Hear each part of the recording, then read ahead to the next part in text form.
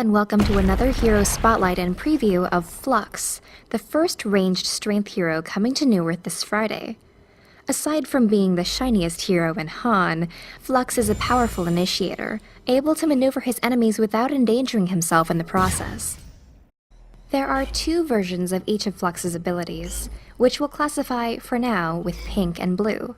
The blue version of his first skill, Magnetic Release, is a magic damage nuke with a 400 radius at max level that slows movement speed based on how close the targets are to the center. The pink version deals the same damage but snares enemies in the opposite fashion.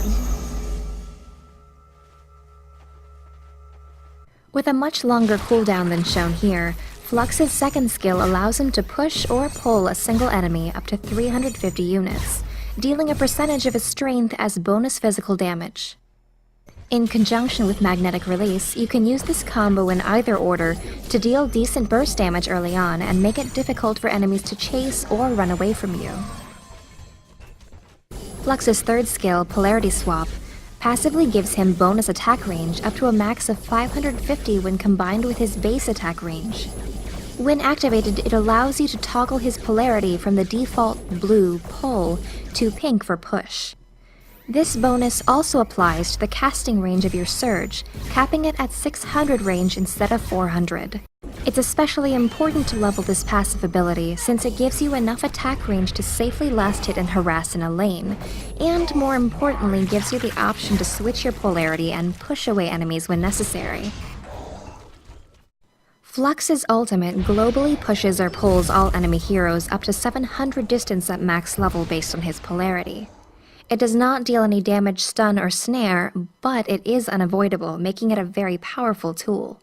In this instance, you can see that the ultimate in itself pushed away 3 enemy heroes approaching to gank Flux from different sides, causing Pharaoh's Wall of Mummies to be misplaced and ruining the effectiveness of this gank. At the early levels, I would recommend different skill builds depending on whether you'll be soloing or side laning.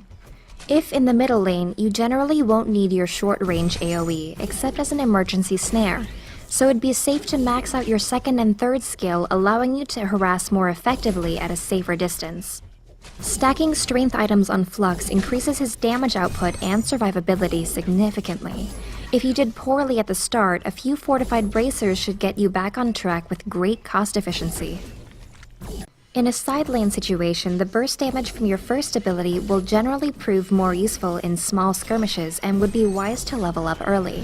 A single level of your second skill will serve its purpose, and your polarity swap should be maxed out for the bonus attack and casting range. One notable item that I'd like to point out as incredibly useful on Flux is Frostwolf's Skull. It makes your ultimate snare everyone on the map after pulling or pushing them, making your ultimate much more effective as a counter-initiating tool.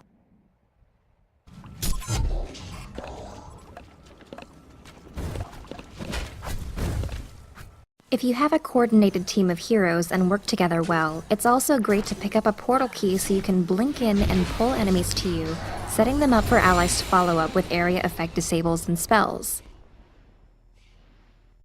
Keep in mind, of course, that you don't need a portal key to use your ultimate effectively. Keeping good map awareness and timing your ultimate well can help allies escape from ganks across the map and assist them in chasing an enemy who could have escaped otherwise.